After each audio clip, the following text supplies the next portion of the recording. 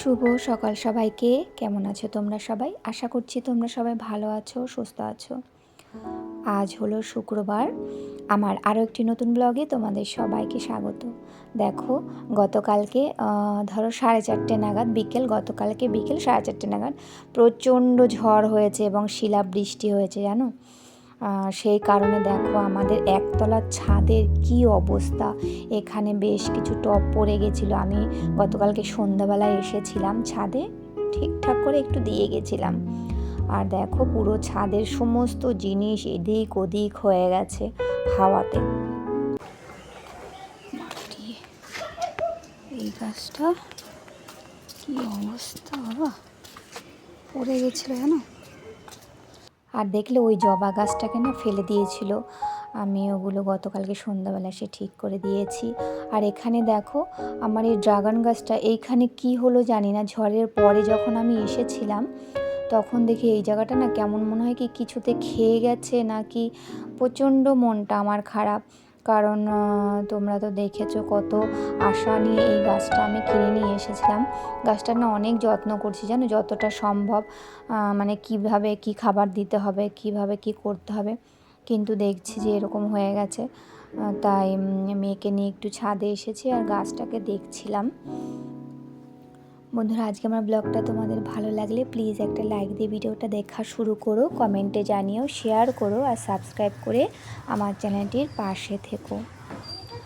তারপর কি করছি, মেয়ে আর আমি কিছু টমেটো তুলে নিচ্ছি, ওকেও নিয়ে এসেছি কারণ ওকে সেভাবে এখন আর ছাদে আনা হয় না, খুব কম। তাই টিফিন খাওয়া হয়ে গেছে আমাদের দুজনারই, তারপরে দুজনে একটু ছাদে এলাম। মেয়ে আমাকে জিজ্ঞাসা করে করেই টমেটোগুলো তুলছে জানো তো।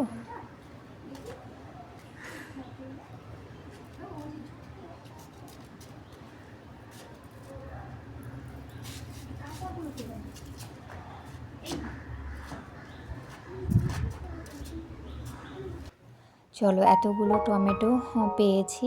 মেয়ে তো ভীষণ খুশি, টমেটোগুলো লাল লাল টমেটো তুলেছে। ও কিছুতেই যেতে চাইছে না, মানে আরও কিছু টমেটো গাছে আছে, ও বলছে এগুলো নেব। আমি বললাম না, আর নিও না, এখানে অনেকগুলোই হয়ে গেছে। তবে দেখছো এবছর আমার টমেটোগুলো না, মানে আমার গাছে টমেটোগুলো খুবই বাজে হয়েছে, অতটাও ভালো হয়নি। যাই হোক, যা হয়েছে।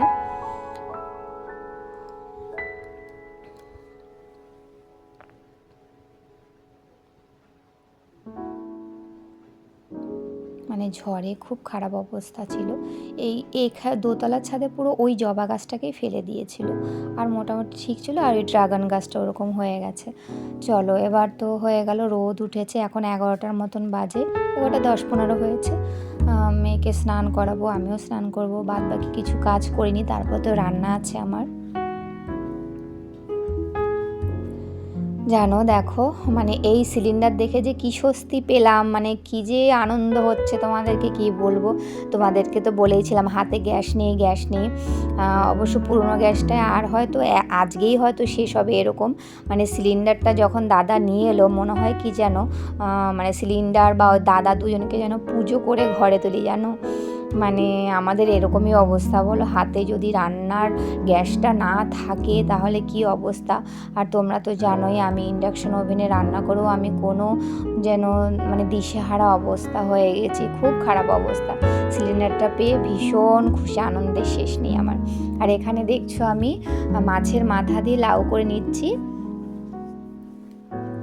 আর এখানে শাশুড়ি মা শ্বশুর মশাইয়ের জন্য, ওনার সুগার ধরা পড়েছে যেহেতু, ওই উচ্ছে পাতার বড়া করছে। বড়াটা রোজই প্রায় খাচ্ছে উনি। আর একটু কুমড়ো আর উচ্ছে ভাজা শাশুড়ি মা বসিয়েছে ও পাশে। আর এখানে দেখো আজকে আমি রান্না করব কয়েক পিস রুই মাছ দেখলে ভাজা করে রেখেছি, ভাজা করে নিলাম আমি, আগে থেকেই ভেজে নিয়েছি। আর এখানে আছে আজকে রুই মাছটা না আমি পোস্ত আর কাজু বাদাম বাটা দিয়ে করব। আর এখানে মশলাটা রেখেছি হলো আদা জিরে বাটা, টমেটো বাটা, কাঁচা পাকা লঙ্কা আর পেঁয়াজ, ব্যাস এই দিয়েই করব। সর্ষের তেলটা গরম হয়ে যাওয়ার পরে আমি মশলাটা দিয়ে দিলাম, তবে তেল ছিটে এসেছিলো তাই একটু দূরে সরে গেছিলাম, ফোনটাও ছিল আমার হাতে। এবার এখানে আমি মশলার মধ্যেই নুন হলুদ আর একটু লাল লঙ্কার গুঁড়ো পরিমাণ মতন দিয়ে ভালো করে কষিয়ে নেব। তোমরা রেসিপিটা দেখতে থাকো, আশা করছি তোমাদের একটু হলেও ভালো লাগবে। আর আমি যেভাবে এই রান্নাটা করছি তোমরাও একবার ট্রাই করে দেখতে পারো, ভীষণ স্বাদ হয়। আমি এই গরমের সময় না এভাবে প্রায় দিনই মানে রুই মাছ হোক কাতলা মাছ হোক আমি করে থাকি এই রান্নাটা। ফোড়নে কিছুই দিলাম না, ভালো করে কষিয়ে নেব। বন্ধুরা, আমার সমস্ত বন্ধু দাদাভাই দিদিভাই তোমাদের সবাইকে, পুরনো বন্ধু এবং নতুন বন্ধু থাকলে অবশ্যই আমার চ্যানেলটি সাবস্ক্রাইব করে দিও। তোমাদের সবাইকে আমার ভিডিওটা কন্টিনিউ করার জন্য অসংখ্য অসংখ্য ধন্যবাদ। আর এবার মশলা কষাতে কষাতে আমি সামান্য একটু চিনি দিলাম। আর চিনি দিলে কি হয়, রান্নার স্বাদটাও যেমন বেড়ে যায়, আবার রান্নার কালারটাও খুব সুন্দর হয়, তাই না? মশলাটা ভালো করে কষিয়ে নেওয়ার পরে এবার আমি কাজু বাদাম আর পোস্ত বাটাটা দিয়ে দিলাম। এবারও একটুখানি আরেকটু কষিয়ে নেব, তারপরে পরিমাণ মতন যতটা জল লাগবে দেব। আর একটু মাখা মাখা হয় এই তরকারিটা, মাখা মাখা করলেই যেন ভালো লাগে। আর আমি তো ডাল করে নিয়েছি, ভাতও করা হয়ে গেছে, আর মাছের মাথা দিয়ে লাউ আছে, আর এই মাছটা বেশ ভালোই হবে আজকে খাওয়া দাওয়াটা। দেখো মশলাটা কিন্তু ভালো করেই কষানো হয়ে গেছে। এবার আমি পরিমাণ মতন জল দিয়ে দেবো।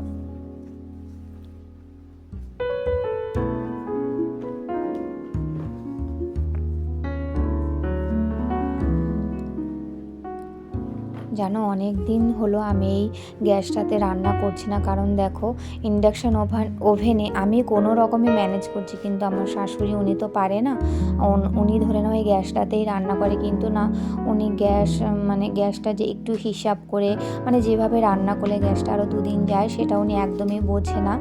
তাই আমার কষ্ট হলো, আমি ইন্ডাকশানের সমস্ত রান্নাই করছিলাম, কিন্তু রান্নাগুলো ভালোও হচ্ছিল না। যাই হোক কী করবো বলো, পরিস্থিতি যেরকম হচ্ছে সেভাবেই মানিয়ে নিতে হচ্ছে আমাদের সবাইকে, তাই না? মানিয়ে নিতে হয়। আর দেখো এখানে ঝোলটা ফুটে ওঠার পরে তো মাছগুলো দিয়ে দিয়েছি, আর আমার রান্নাটাও প্রায় কমপ্লিট। আমি ঝোলটা এরকমই রাখবো, এর থেকে বেশি টানাবো না।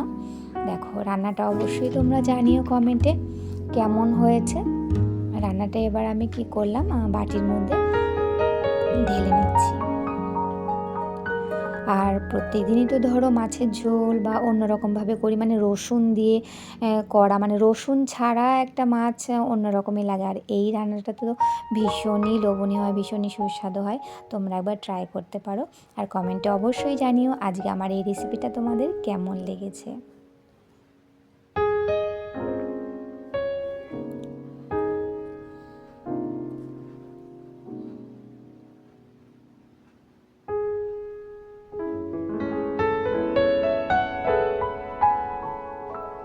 চলো হয়ে গেছে ভিডিওটা, তাহলে এখানেই রাখি। তোমরা সবাই ভালো থেকো, সুস্থ থেকো।